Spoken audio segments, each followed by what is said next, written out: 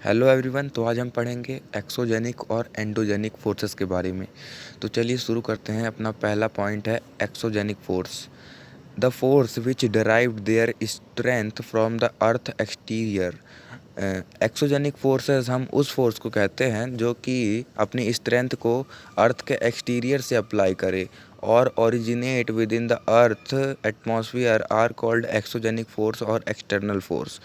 और ओरिजिनेट हो अर्थ के एटमॉस्फेयर से उसको हम एक्सोजेनिक फोर्स और एक्सटर्नल फोर्स भी कहते हैं। तो चलिए इसके कुछ एग्जांपल भी देख लेते हैं। Exogenic force include the tidal force of the moon erosion. जो एक्सोजेनिक फोर्स होती हैं वो टाइडल फोर्स ऑफ मून और इरोजन भी इसका इनके एग्जांपल हैं।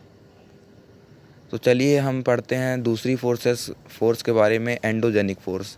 The endogenic force also called internal force.